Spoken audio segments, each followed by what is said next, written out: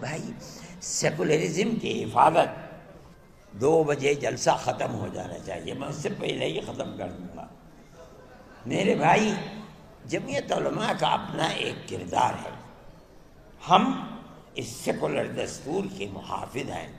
ہم سمجھتے ہیں کہ صرف زبانی نہیں کہ دنیا میں جا کر کے سیکولرزم کا ڈھنڈورا پیٹا جائے اور ملک کے اندر مسلمانوں کی 600 سال پرانی مسجدوں کو گرا کر کے وہاں مندر بنایا جائے، یہ سیکولرزم نہیں ہے، یہ ڈھول کا پول ہے۔ آپ کی پارلیمنٹ فیصلہ کر چکی ہے آج سے تقریباً 30-32 سال پہلے کہ جو مسجد جہاں جو مذہبی عبادت گاہ بنی ہوئی ہے سن 47 میں، اس عبادت گاہ کو اسی حال میں رہنے دیا جائے گا۔ آج آپ یہ کہتے ہیں کہ نہیں، بنارس کی مسجد کو توڑ دو، وہ ہماری ہے، متھرا کی مسجد کو توڑ دو۔ آپ کے کردار کا اور پارلیمنٹ کا کیا اعتبار ہے یہ بتائیے؟ کیا چیز ہے پارلیمنٹ کے اندر؟ پارلیمنٹ اس قانون کو بناتی ہے، آپ اس قانون کو ٹھوکر مار دیتے ہیں۔ آپ جو قانون آج بنا رہے ہیں کل کو دوسرا اسے ٹھوکر مار دے گا۔ یہ تو آپ نے ایک ریت اور رواج کر دیا، ہمیں کوئی غرض نہیں ہے، اور حکومت خاموش بیٹھی ہوئی ہے۔ میرے بھائی، جمعیت علماء حکومت کا لحاظ کرتی ہے۔ جن کو حکومت ہے، ہمارے ملک کے عوام نے ان کو بیٹھالا ہے، ہمارے ملک کی اکثریت نے دستور کے مطابق ان کو ووٹ دیا ہے، ہم نے ووٹ دے کر کے انہیں بیٹھالا ہے۔ ہم یہ سمجھتے ہیں کہ ان کو ملک کے دستور کے اندر اس طریقے کی تشریح جس سے ملک کے ایک بہت بڑے طبقہ 20-25 کروڑ لوگوں کے حقوق کو آپ ٹھوکر مار رہے ہیں، ملک اس طرح امن و امان کے ساتھ نہیں چل پائے گا۔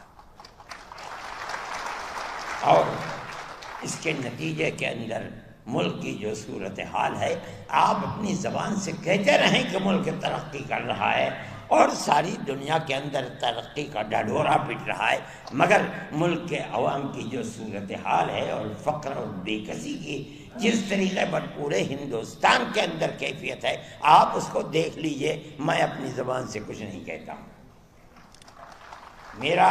میں ایک مذہبی آدمی ہوں، میرا اپنا ایمان اور یقین ہے کہ اللہ جو چاہتا ہے وہ کرتا ہے، یعنی ایشور جو چاہتا ہے وہ کرتا ہے، یعنی اوم جو چاہتا ہے وہ کرتا ہے۔ آج آپ کر رہے ہیں، ٹھیک ہے، کر دیجئے، کل کو حالات بدلیں گے دنیا کے اندر، میں زندہ ہوں، میں بھی مر جاؤں گا اور دنیا کا ہر آدمی مر جائے گا، دوسرا آئے گا اپنے خاص ذہن کے ساتھ آئے گا۔ حالات کیا ہوتے ہیں ان کو آج نہ میں جانتا ہوں نہ کوئی جانتا ہے، اللہ جانتا ہے اور ان کے سوا کوئی نہیں جانتا۔ میرے بھائی، ہم یہ سمجھتے ہیں کہ امن و امان کو پکڑنا چاہیے۔ میں مسلمانوں سے یہ کہتا ہوں کہ آج کی حکومتیں جو کچھ کر رہی ہیں اس سے فرقہ پرستی اور آپس میں نفرت اس طریقے پر ابھر رہی ہے کہ نہیں کہا جا سکتا کہ کل کو کیا ہوگا۔ میں جمعیت علماء کے ہر ورکر سے یہ بات کہتا ہوں کہ آپس میں پیار و محبت کو پیدا کرو۔ اس کا یہ مطلب نہیں ہے کہ مسلمان سے پیار نہیں، اس ملک کے ہر رہنے والے سے محبت کرو،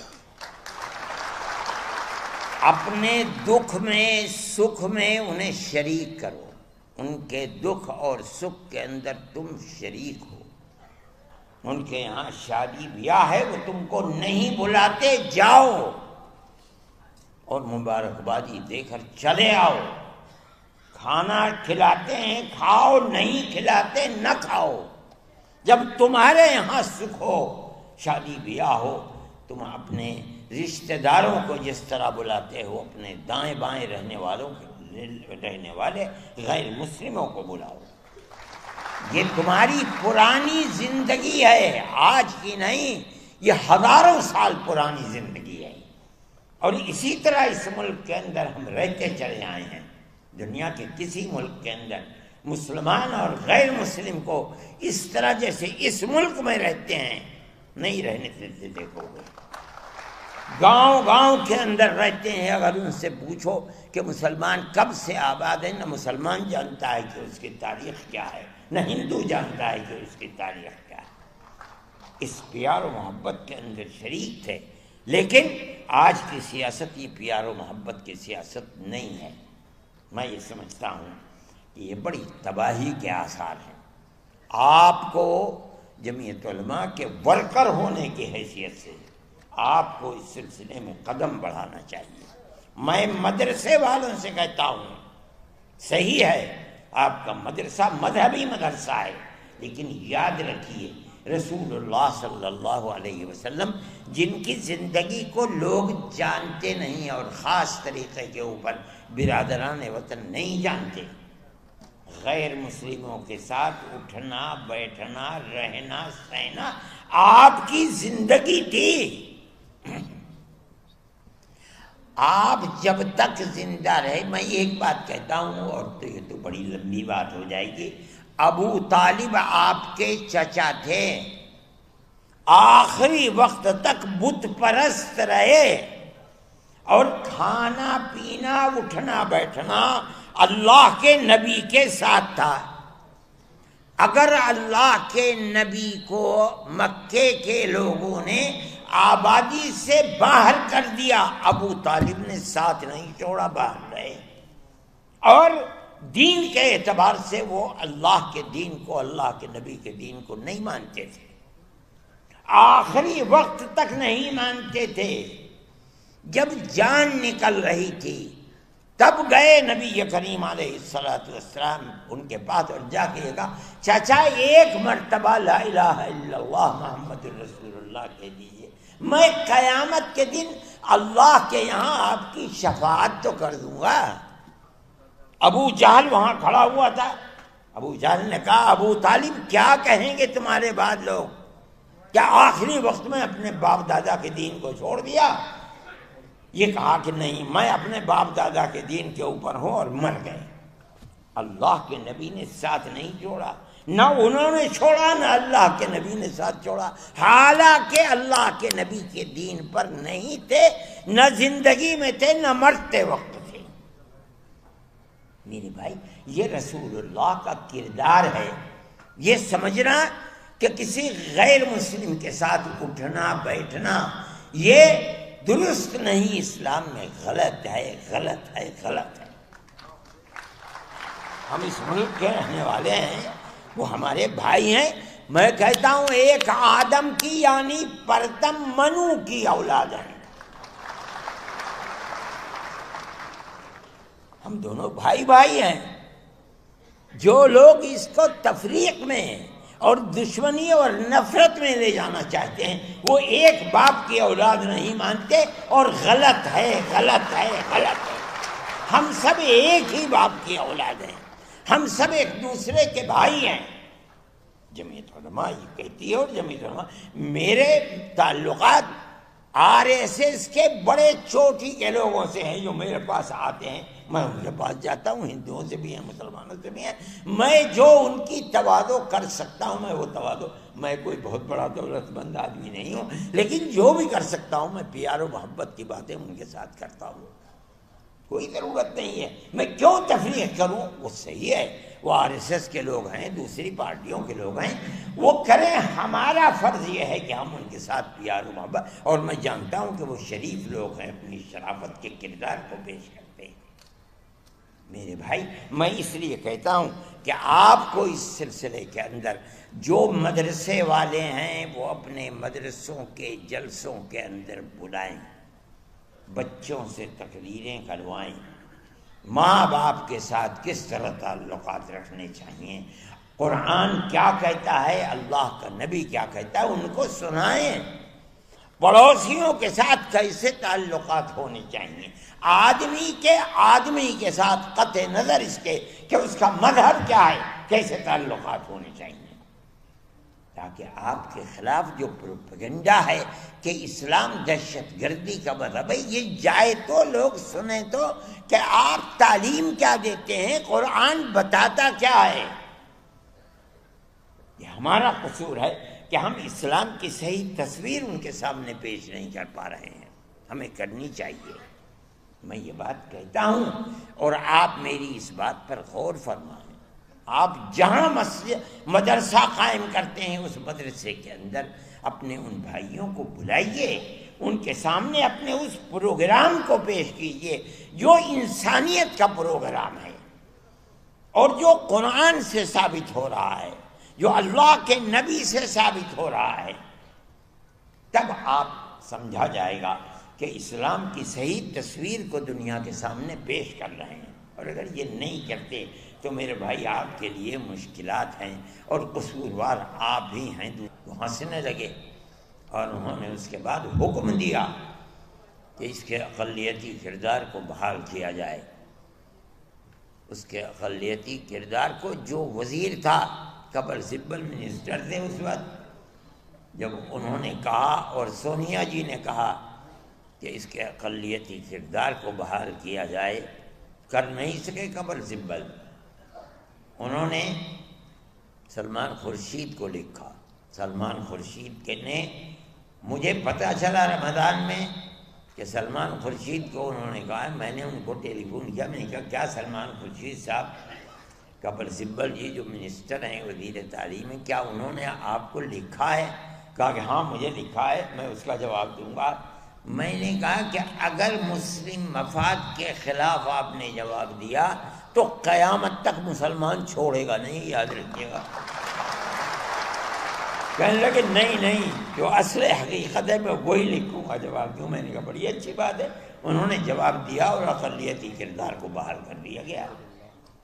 آج لوگ جاننے والے نہیں ہیں جمعیت علماء کو، نہیں جانتے کہ جمعیت علماء کا کردار کیا رہا ہے۔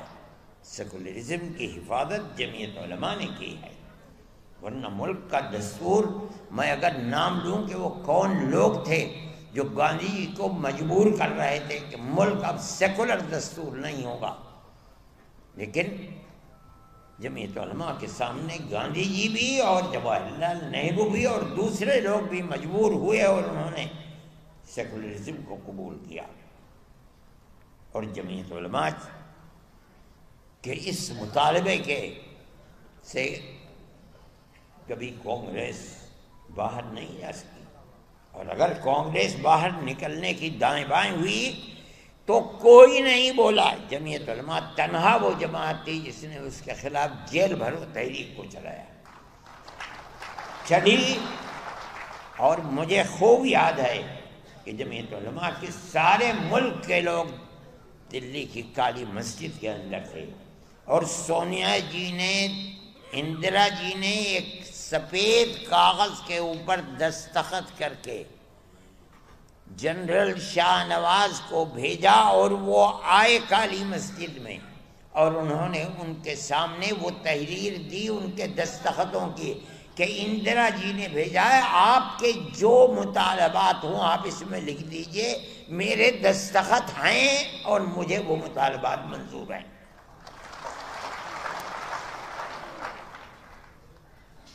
اس تحریک کو ان کے اس وعدے کے اوپر ختم کر دیا گیا۔ یہ دوسری تحریک تھی جو چلی تھی، یہ جمعیت علماء کا تعلق تھا۔ آج لوگ جانتے بھی نہیں کہ جمعیت علماء نے کیا کیا ہے، ان کا خود کوئی کردار نہیں، وہ جمعیت علماء کے کردار کو کیا جانیں گے۔ میرے بھائی، آج اس سیکولرزم کو ختم کرنے کی بات کی جا رہی ہے۔ میں یہ سمجھتا ہوں کہ اس ملک کو بربادی کی طرف لے کر کے چل رہے ہیں۔ وہ اگر یہ سمجھتے ہیں کہ سیکولرزم صرف ان کے دو کھٹکتے ہیں، ان کو سب سے پہلے مسلمان اور دوسرے درجے کے اندر عیسائیت۔ ہم جس سیکولرزم کو لے کر چلتے ہیں، ہم یہ کہتے ہیں کہ تنہا مسلمان نہیں، ہر اقلیت، چاہے وہ عیسائیت ہو، چاہے ملک کے اندر برائے نام یہودیت ہو، یا کوئی بھی اقلیت ہے، جب ملک آزادی کے وقت اس کا دستور سیکولر دستور ہے، وہ سیکولر دستور رہے گا، اور اگر آپ اس سیکولر دستور کو ختم کر کے یہ چاہیں گے کہ ملک کو سلامتی کے ساتھ لے کر چلیں، ملک سلامتی کے ساتھ نہیں چل پائے گا۔ یہ 25-30 کروڑ کی مسلم اور عیسائی اقلیت کے ہوتے ہوئے آپ یہ چاہتے ہیں کہ ملک کے اندر امن برقرار رہے گا اور ان کو زندگی کا حق نہیں دیا جائے گا، دستور میں ان کا کوئی مقام نہیں ہوگا؟ نہیں ہو سکتا۔ آج آپ کے ہاتھ میں طاقت ہے، آپ یہ سمجھتے ہیں کہ جس مسجد کو چاہیں آپ لے لیں، جس طرح چاہے لے لیں۔ آپ نے جس مسجد کو لیا ہے وہاں بھی ٹھوکر کھائی ہے۔ ہم جانتے ہیں جمعیت علماء نے اس کے کیس کو لڑا ہے۔ جس دن سے مسئلہ چل رہا ہے سن 51-52 سے، اس وقت سے لے کر آج تک اس کے کیس کو جمعیت علماء لڑتی رہی ہے۔ ہم نے کتنے کروڑ روپیہ اس کے اوپر لوور کورٹ، ہائی کورٹ اور سپریم کورٹ کے اندر خرچ کر دیا۔ ہمارا کوئی پیسہ نہیں تھا، قوم نے دیا، ہم نے اس کو خرچ کیا، اور ہم برابر لڑتے رہے۔ مسئلہ کیا تھا لڑائی کا؟ مسئلہ آپ سمجھیے، ہم لڑنے والے ہیں، ہم جانتے ہیں۔ مسئلہ یہ تھا کہ جس جگہ بابری مسجد بنی ہے وہ مسجد کی اپنی جگہ ہے، یا یہ رام جنم بھومی ہے، یہاں رام کا مندر تھا، بابر نے اس مندر کو توڑ کر یہاں مسجد بنائی ہے۔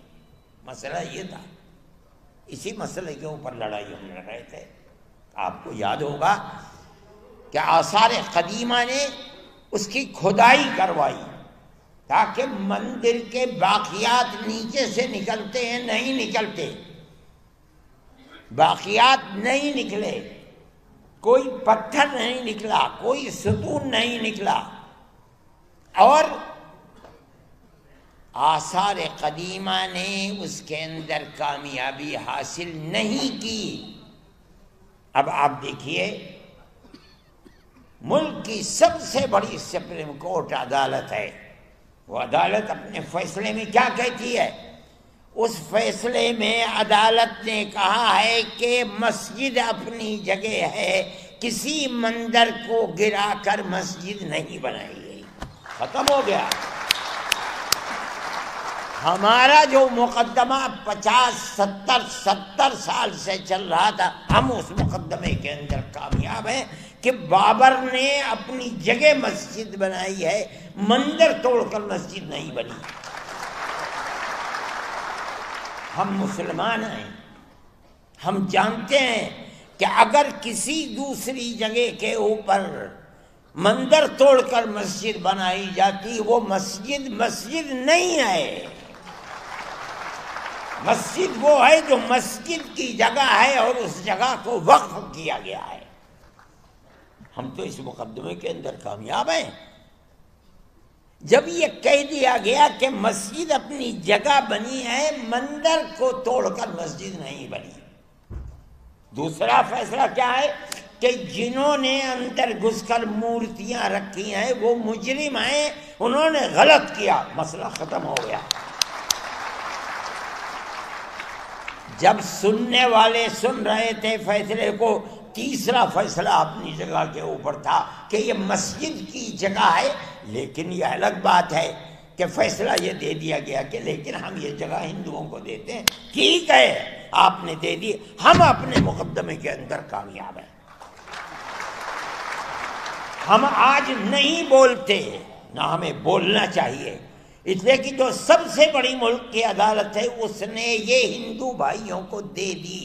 ہم نہیں بولتے، ہم 1000 دفعے کہہ چکے تھے کہ یہ آخری ہماری لڑائی ہے۔ سپریم کورٹ ہمارا سپریم کورٹ ہے، ہم اس ملک کے رہنے والے ہیں۔ سپریم کورٹ جو فیصلہ کر دے گا ہمیں وہ منظور ہے۔ سپریم کورٹ نے فیصلہ کر دیا، ہم اپنے گھر بیٹھ گئے، ہم خاموش ہیں، ہم نہیں کہتے کچھ، لیکن دنیا ختم تو نہیں ہے، ہم ختم ہو جائیں گے۔ آگے آنے والا مورخ یہ لکھے گا کہ بابری مسجد کی جگہ مندر کس طریقے پر بنا ہے۔ ہم نہیں بولتے، لیکن کیا آنے والی دنیا خاموش ہو جائے گی؟ میرے بھائی یہ تو دنیا کے حالات ہیں، کل کوئی اور تھا، آج کوئی اور ہے۔ اگر ہم یہ سمجھتے ہیں کہ ارشد ہمیشہ زندہ رہے گا تو پاگل ہے، مرے گا، میری جگہ کوئی دوسرا آ کر کرے گا۔